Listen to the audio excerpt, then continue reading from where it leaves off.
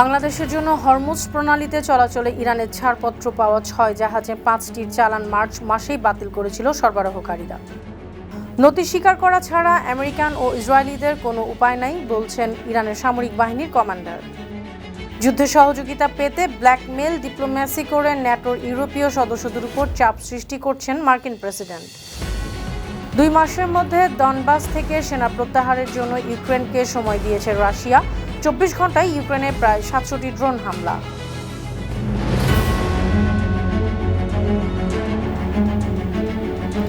শুনছিলেন সংবাদ শিরোনাম। সবাইকে স্বাগত জানাচ্ছি বিশ্বজুড়ে প্রতিদিনে বিশ্বের বিভিন্ন প্রান্তের সবশেষ তথ্য জানাতে আপনাদের সঙ্গে আছি আমি অনন্যা চৈতি। বাংলাদেশের জন্য হরমুজ প্রণালী দিয়ে জ্বালানি বহনকারী ৬টি জাহাজ চলাচলের অনুমতি দিয়েছে ইরান। তবে এর মধ্যে ৫টি জাহাজের চালান ইতিমধ্যে বাতিল করেছে বৈশ্বিক সরবরাহকারীরা। পেট্রোবাংলার কর্মকর্তারা জানিয়েছেন, তেহরানে পাঠানো তালিকাটি পুরনো পরিকল্পনা ও নথির ভিত্তিতে তৈরি করা হয়েছিল। ইরান যুদ্ধ শুরুর পর গেল মার্চ মাসের শুরুতে এসব প্রতিষ্ঠান তাদের সরবরাহ স্থগিত করেছিল। পেট্রোবাংলার চেয়ারম্যান আরফানুল হক বলেছেন, সরবরাহকারী প্রতিষ্ঠানগুলো তাদের স্থগিতাদেশ ৮ই মে পর্যন্ত বাড়িয়েছে। সরবরাহ বাতিল করা জাহাজের তালিকা কেন ইরানে পাঠানো হলো তা তিনি জানেন না। জ্বালানি বিভাগের একজন কর্মকর্তা স্বীকার করেছেন, ভুল করে তালিকা পাঠানো হয়েছিল। ইরানে অবরোধের কারণে হরমুজ প্রণালীতে ৩২০টি তেল ও গ্যাস ট্যাঙ্কার সহ ২,১৯০টি বাণিজ্যিক জাহাজ আটকা পড়েছে। বুধবার প্রকাশিত সর্বশেষ মেরিন ডাটা অনুযায়ী এসব জাহাজ পারস্য উপসাগরের মাঝখানে আটকে আছে।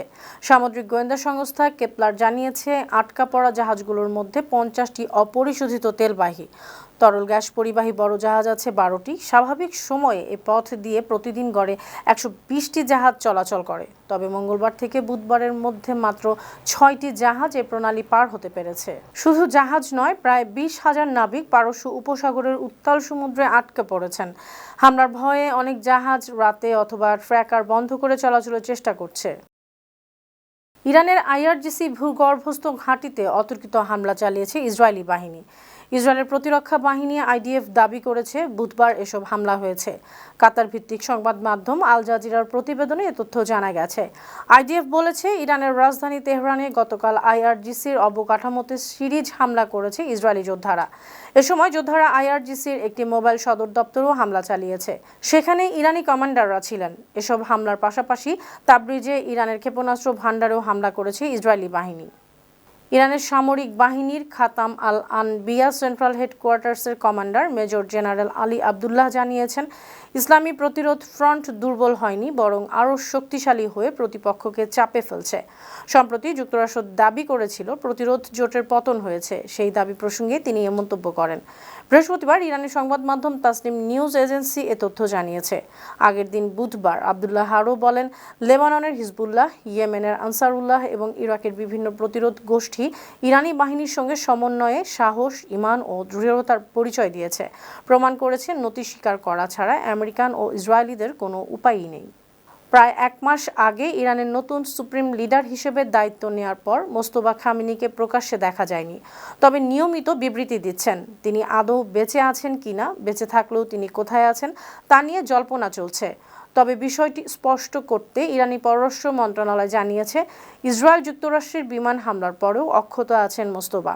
গত ২৮ ফেব্রুয়ারি ইসরায়েল যুক্তরাষ্ট্রের যৌথ হামলায় ইরানের তৎকালীন supreme leader Ayatollah Ali Khamenei সহ ইরানের কয়েক ডজন শীর্ষ কর্মকর্তা নিহত হন। সেদিন অল্পের জন্য বেঁচে গেছেন আয়াতুল্লাহ আলী খামেনির ছেলে মোস্তফা খামেনি। ইরানের রাজধানী তেহরানে যুক্তরাষ্ট্র ও ইসরায়েলের হামলায় প্রায় ৩৩,০০০ বাড়ি ক্ষতিগ্রস্ত হয়েছে। শহরের মেয়রের মুখপাত্র আব্দুল মোহর মোহাম্মদ খানি এ তথ্য জানিয়েছেন।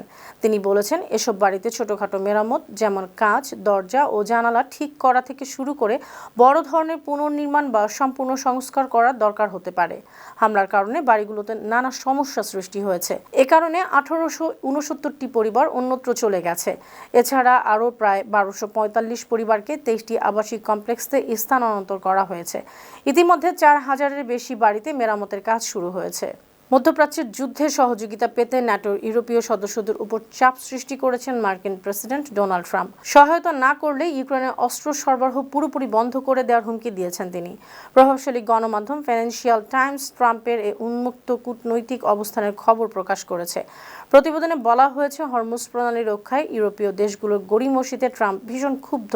তিনি জানিয়ে দিয়েছেন, ইউরোপীয় দেশগুলোর অর্থায়নে পরিচালিত ইউক্রেনীয় প্রতিরক্ষা উদ্যোগ PURL এ যুক্তরাষ্ট্রে আর কোনো অস্ত্র বা সরঞ্জাম দিবে না। ট্রাম্পের এমন কঠোর অবস্থানের চাপে ন্যাটোর মহাসচিব মার্ক রুটের মধ্যস্থতায় যুক্তরাজ্য, ফ্রান্স ও জার্মানি গত 19 মার্চ যৌথ বিবৃতিতে হরমুজ প্রণালীতে সামরিক অবদান রাখার প্রতিশ্রুতি দিতে বাধ্য হয়েছে। বিশ্লেষকরা ট্রাম্পের এ কৌশলকে ব্ল্যাকমেল ডিপ্লোমেসি হিসেবে অভিহিত করেছেন। ইরানের বিরুদ্ধে ইউরোপীয়দের সমর্থন না পেয়ে ন্যাটোর কঠোর সমালোচনা করেছেন মার্কিন প্রেসিডেন্ট ডোনাল্ড ট্রাম্প। গতকাল বুধবার এক মধ্যাহ্নভোজে তিনি ন্যাটো জোটকে কাগুজে বাঘ বলেছেন। সেখানে ফ্রান্সের প্রেসিডেন্ট ইমানুয়েল ম্যাক্রোর ব্যক্তিগত জীবন নিয়ে বিদ্রূপ করেছেন তিনি। বৃহস্পতিবার AFP জানিয়েছে, মধ্যাহ্নভোজের এক পর্যায়ে রসিকতার ছলে ট্রাম্প ইঙ্গিত করেন ফরাসি প্রেসিডেন্ট ম্যাক্রো তার স্ত্রীর হাতে শারীরিক লাঞ্ছনার শিকার হয়েছেন। 2025 সালের মে মাসে ভিয়েতনাম সফরের সময় একটি ভাইরাল ভিডিও সূত্র ধরে ট্রাম্প বলেন, ম্যাক্রোর চোয়ালে এখনও তার স্ত্রীর আঘাতের চিহ্ন আছে। হোয়াইট হাউসের ইউটিউব চ্যানেলে এই মধ্যাহ্নভোজের ভিডিওটি আপলোড করা হলো, কিছুক্ষণের মধ্যেই সরিয়ে নেওয়া হয়। Then I call up France, Macron, whose wife treats him extremely badly, and still recovering from the right to the jaw. And I say, Emmanuel, we'd love to have some help in the Gulf, even though we're setting records and knocking out bad people and knocking out ballistic missiles. We'd love to have some help. If you could you please send ships immediately? No. We cannot do that, Donald. We can do that after the war is won. I said, no, I don't need after the war is won, Emmanuel. Many of them said, we'll be there after the war is completed. And so I learned about NATO. NATO won't be there if we ever have the big one. You know what I mean by the big one. We ever have the big one. Hopefully we won't. Relationships very good with the big one. Better than with NATO. ইরানের বিরুদ্ধে যুদ্ধে সহযোগিতার কারণে Israel, Saudi আরব, কাতার, সংযুক্ত আরব আমিরাত, Kuwait এবং বাহরাইনকে ধন্যবাদ জানিয়েছেন মার্কিন প্রেসিডেন্ট ডোনাল্ড ট্রাম্প। গত বুধবার রাতে হোয়াইট হাউস থেকে দেয়া বিশেষ ভাষণে তিনি বলেছেন, তারা অসাধারণ ভূমিকা পালন করেছে। আমেরিকা জ্বালানি তেলের দাম বেড়ে যাওয়ায় সাধারণ মানুষের উদ্বেগের কথা স্বীকার করেন তিনি। বলেন, ইরানি শাসক গোষ্ঠীর সন্ত্রাসীরা হামলার কারণেই এ পরিস্থিতি হয়েছে। ইরানকে কখনোই বিশ্বাস করা যায় না। তারা পারমাণবিক অস্ত্র পেলে দ্রুত ব্যবহার করবে, ফলে বিশ্বজুড়ে অর্থনৈতিক দুর্ভোগ ও অস্থিতিশীলতা দেখা দিবে। নিজ দেশের নাগরিকদের দ্রুত ইরাক ছাড়ার আহ্বান জানিয়েছে যুক্তরাষ্ট্র। বাগদাদে আমেরিকান দূতাবাস বৃহস্পতিবার এই আহ্বান জানিয়েছে। আনাদুলু এজেন্সি জানিয়েছে, মার্কিন দূতাবাস বলেছে, আগামী 24 থেকে 48 ঘন্টার মধ্যে ইরাকে হামলা হতে পারে। সামাজিক যোগাযোগ মাধ্যম এক্সে মার্কিন দূতাবাস ধারণা করছে, ইরান সমর্থিত ইরাকি মিলিশিয়ারা আমেরিকান স্বার্থ সংশ্লিষ্ট স্থাপনায় হামলা করতে পারে। দূতাবাসের বিবৃতিতে উল্লেখ করা হয়েছে, ব্যবসা প্রতিষ্ঠান, বিশ্ববিদ্যালয়, কূটনৈতিক স্থাপনা, জ্বালানি অবকাঠামো, হোটেল ও বিমানবন্দর, ইরাকি প্রতিষ্ঠান ও বেসামরিক লক্ষ্যবস্তুতে হামলা হতে পারে। পাশাপাশি আমেরিকানদের অপহরণ করার সম্ভাবনাও রয়েছে। ইউক্রেনীয় বাহিনীকে আগামী 2 মাসের মধ্যে দনবাস অঞ্চল থেকে সেনা প্রত্যাহারের চূড়ান্ত সময়সীমা বেঁধে দিয়েছে রাশিয়া। ইউক্রেনের প্রেসিডেন্ট ভলোদিমির জেলেনস্কি এ তথ্য জানিয়েছেন। তিনি বলেছেন, এই সময়ের মধ্যে সেনা সরিয়ে না নিলে শান্তি আলোচনায় আরও কঠিন ও ভিন্নধর্মী শর্তের মুখোমুখি হতে হবে কিয়েভকে। কিয়েভ ইন্ডিপেন্ডেন্টের প্রতিবেদনে এই খবর জানানো হয়েছে। বুচা সামিটে সাংবাদিকদেরকে জেলেনস্কি আরও বলেছেন, এর মাধ্যমে রাশিয়া যুক্তরাষ্ট্রকে জানাতে চাচ্ছে আগামী 2 মাসের মধ্যে দনবাস অঞ্চলটি দখল করে নেবে। তবে জেলেনস্কি প্রশাসন জানিয়ে দিয়েছে, ভূখণ্ড রক্ষায় তারা আপোস করবে না। এদিকে কূটনৈতিক টানাপোড়েনের মধ্যেই ইউক্রেনে গত 24 ঘন্টায় প্রায় 700টি ড্রোন নিয়ে স্মরণকালের অন্যতম ভয়াবহ হামলা করেছে রাশিয়া। ইউক্রেনীয় বিমান বাহিনী জানিয়েছে, সকাল থেকে সন্ধ্যা পর্যন্ত নিক্ষেপ করা হয়েছে 360টির বেশি ড্রোন। পরে রাতভর আরও 339টি ড্রোন নিক্ষেপ করেছে রুশ বাহিনী। এসব হামলায় দেশটির মধ্যাঞ্চলীয় চেরকাসি এলাকায় 4 জন নিহত হয়েছেন। পশ্চিমাঞ্চলের গুরুত্বপূর্ণ জ্বালানি ও শিল্প অবকাঠামো ব্যাপক ক্ষতিগ্রস্ত হয়েছে। তবে ইউক্রেন দাবি করেছে, তারা বেশিরভাগ ড্রোন ভূপাতিত করেছে।